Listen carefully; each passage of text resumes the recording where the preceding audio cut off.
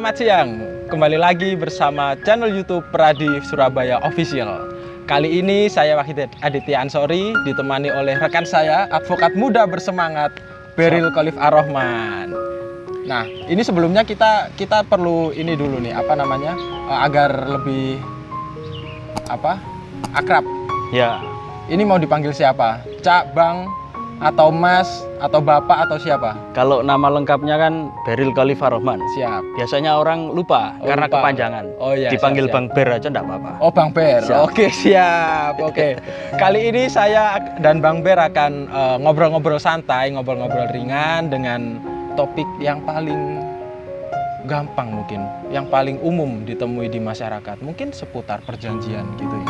Siap. Oke. Kali ini saya juga mau tanya nih sebenarnya Bang Ber.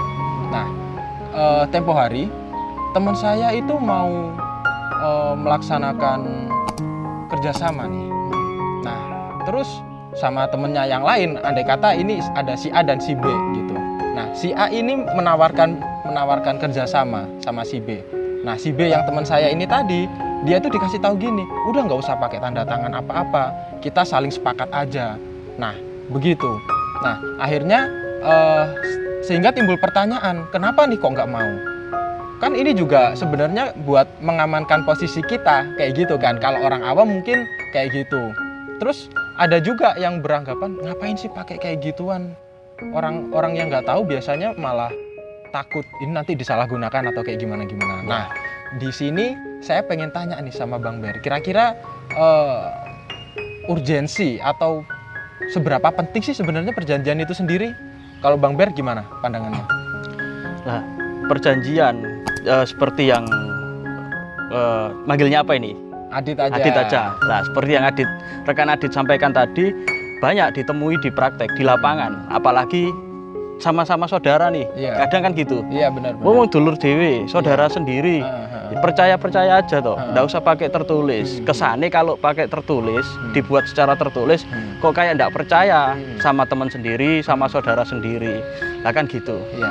Lah, kalau saya pribadi menyarankan perjanjian, kalau kita membuat suatu kesepakatan atau kerjasama dengan orang lain, memang lebih baik dibuat perjanjian secara tertulis. Prinsipnya mau dibuat secara tertulis atau cukup lisan, itu enggak apa-apa. Oh, jadi nggak apa-apa ya, misal perjanjiannya ini udah kita cukup lisan aja kayak gitu. Enggak apa-apa. Nggak apa-apa ya? Secara general tidak ada yang mewajibkan bahwa perjanjian itu harus dibuat secara tertulis. Oh, siap. Mau tertulis, mau lisan enggak apa-apa. Kecuali ada syarat-syarat yang mengharuskan perjanjian itu harus dibuat secara tertulis. Misalnya dalam bentuk perjanjian kerja waktu tertentu. Lah itu harus dibuat secara tertulis karena undang-undang menentukan demikian. Kalau tidak dibuat secara tertulis, akibatnya PKWT atau perjanjian kerja waktu tertentu itu berubah statusnya menjadi PKWTT, menjadi perjanjian kerja waktu tidak tertentu, atau kita lebih akrab mengenal sebagai tetap, pegawai tetap, pekerja tetap. Nah, tujuannya kenapa sih kok dibuat secara tertulis? Untuk memudahkan terkait dengan pembuktian. Kalau ada dispute nih, ini nanti enak kita untuk buktikan benar enggak ada perjanjian di antara kita, benar enggak ada hubungan hukum di antara kita. Nah, itu untuk membuktikannya enak. Kalau enggak ada masalah, ya everybody happy. Kalau enggak ada masalah, enggak timbul sengketa. Tapi kalau sudah ada permasalahan, ya kecenderungan orang-orang ini nyari yang paling enak, paling aman bagi dirinya. Nah, tujuan perjanjian dibuat secara tertulis ini untuk menjadi penengah antara dua orang yang bermasalah ini. Apa sih yang kita sepakati, poin-poin apa yang sudah menjadi poin kesepakatan kita. Jadi tidak ada tafsir, aku dulu kayak gini, aku dulu seperti itu. Nggak liar lah dalam tanda petik. Nah, kalau sudah dibuat secara tertulis, pembuktiannya nanti enak. Untuk membuktikan benar eksistensi perjanjian ini memang ada, poin-poin yang diatur apa saja itu bisa diketahui secara jelas. Itu yang pertama terkait eksistensi pembuktiannya nanti seperti apa. Yang kedua, kalau kita sudah tahu bentuknya secara tertulis, kita tahu hak-hak apa, kewajiban-kewajibannya apa yang harus dipenuhi. Sehingga kalau misalnya nih, dalam perjanjian kerjasama ini rekan Adit sama si X. Si X ini ngomong bahwa rekan Adit ini tidak membayar sejumlah harga yang diwajibkan atau yang diharuskan dalam perjanjian. Nah, tinggal dicek. Loh, dalam perjanjian mengatur seperti apa? Nah, ini nanti mudah. Loh, kalau dalam perjanjian mengharuskan rekan adit ini membayar kalau ada syarat tertentu yang sudah dipenuhi, misal bangun rumah. Loh, kalau sudah 80% dibangun, saya baru bayar. Oke. Lah, ternyata pelaksanaannya belum 80%. Nah, berarti kan belum ada kewajiban Siap. untuk bayar. Kewajiban bayar belum timbul. Lah, mudahnya di situ. Oh, oke. Berarti kalau sementara ini sejauh ini kalau saya titikkan poin pentingnya itu terkait memperjelas nih ya, memperjelas hak dan kewajiban apa yang seharusnya kita dapatkan dan harusnya kita laksanakan. Betul. Seperti itu. Nah, mungkin untuk selanjutnya saya sedikit bingung nih Bang Ber. Nah, misal kali ini kan kita sekarang kan banyak nih kayak anak-anak muda bikin bisnis-bisnis kayak gitu, join perusahaan A, B, C atau join sama teman-temannya yang lain kayak gitu kan. Nah, kadang ditemui juga ada yang anak baru SMA udah mau memulai bisnis, ada yang mau bahkan ada yang baru mau lulus SMP udah mau merintis bisnis kayak gitu ya, mungkin karena mungkin orang tuanya atau siapanya kaya kali ya. Nah, kita kan nggak tahu. Ya. Itu udah mulai mau merintis bisnis. Kalau anggapan kita atau ya kita ini aja deh, kita asumsikan aja ini pasti bisnis gede. Ini nanti nilainya gede juga kayak gitu. Nah, itu kan kalau kita logika ini masih pada anak-anak kecil mau memulai bisnis, kira-kira mau melaksanakan kerjasama kayak gitu. Otomatis kalau dari Bang Ber bilang tadi kan lebih baik dituangkan dalam perjanjian tertulisnya. Nah, kira-kira ada nggak sih kayak misal syarat-syarat tertentu? Oh, misal anak-anak umur sekian nih nggak boleh untuk menaikkan perjanjian kayak gitu. Kira-kira kayak gimana menurut Bang Ber? Jadi kalau BW KUH Perdata mengatur terkait perjanjian ini memang ada syarat-syaratnya. Iya. Paling tidak ada 4 syarat. Pertama terkait dengan sepakat. Oke. Yang kedua cakap. Oke. Yang ketiga ada suatu hal tertentu. Yang keempat kausa yang halal atau kausa yang diperbolehkan. Nah, sepakat ini saya sama rekan adit sepakat terkait hal tertentu. Ada kesepakatan, saya menyepakati, rekan adit menyepakati. Nah, ini timbul sepakat. Oke, satu terpenuhi nih. Terpenuhi. Nah, sepakat ini juga tidak dapat dikatakan sebagai sepakat atau dapat dibatalkan atau tidak. Oh, nggak ono ini sepakat antara kita. Karena 3 penyebab yang menjadi sepakat ini batal. Apa aja tuh? Ada namanya karena kesepakatan ini timbul karena adanya penipuan, karena adanya paksaan, atau karena adanya kekhilafan. Tapi dalam praktek juga ada ditemui bahwa salah satu alasan yang menjadikan sepakat ini batal, salah satunya tambahan nih yaitu karena adanya penyalahgunaan keadaan dalam praktek. Kemudian syarat kedua terkait dengan cakap. Cakap itu anak yang sudah dewasa, cukup umur, atau yang tidak berada di bawah pengampuan. Lah, kalau anak kecil misal usia 13 tahun, secara usia dia belum dewasa, tapi secara kemampuan mungkin dari keluarganya dari kecil sudah terbiasa diajari bisnis. 13 tahun secara pemikiran dia sudah cukup oke lah dibanding di rentang usianya itu dibandingkan dengan teman-temannya.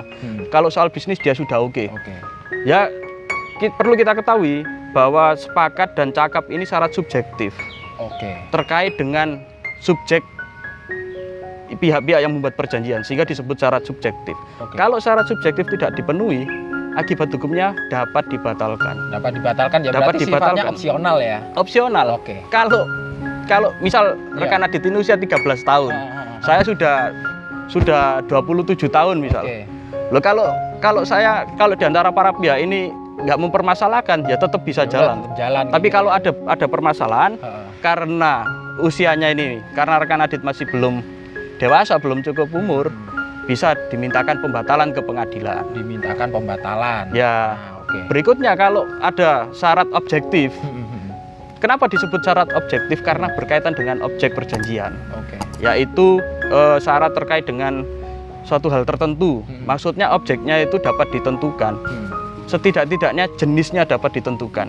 Nah, keempat, syarat terkait kausa yang halal atau kausa yang diperbolehkan. Maksudnya ini syarat-syaratnya, kausa-kausanya ini tidak boleh bertentangan dengan hukum atau undang-undang, Ya. tidak boleh bertentangan dengan kesusilaan, dan juga tidak boleh tidak boleh bertentangan dengan ketertiban umum. Oke. Lah kalau perjanjian dibuat, misal tak aku jual pisau ya ke Iya. sampean, dengan syarat sampean harus bunuh satu orang, Oke. bunuh si X, nah itu tidak diperbolehkan. Nah kalau syarat objektif ini dilanggar, akibatnya perjanjian batal demi hukum. Berarti otomatis batal kayak gitu ya? Otomatis batal atau Oke. dianggap tidak pernah ada perjanjian itu. Oke, siap. Jadi ini ya beda ya terkait terkait dampak hukumnya apabila Ya. syarat subjektif dan objektifnya tadi itu tidak terpenuhi. Betul. Kayak gitu. Oke. Lantas yang pengen saya tanyakan lagi terkait urgensi tadi kan udah nih, urgensi udah, habis itu syarat-syarat juga udah. Kira-kira untuk Bang Ber sendiri ada nggak tips-tips khusus untuk teman-teman nih? Mungkin teman-teman kan mulai kreatif nih. Ya, Anak-anak betul. milenial Gen Z gini kan dia kreatif kayak gitu. Kira-kira kalau dia mungkin mau merintis bisnis atau dia melakukan suatu kegiatan yang kira-kira Ya. itu bernilai ekonomis kayak gitu, kira-kira ada nggak tips-tips khusus agar ya paling nggak bisnis kita aman lah kayak gitu? Ya. Paling tidak kalau kita mau jalin kerjasama dengan orang, kan apalagi di masa pandemi seperti ini, Iya, benar. orang kan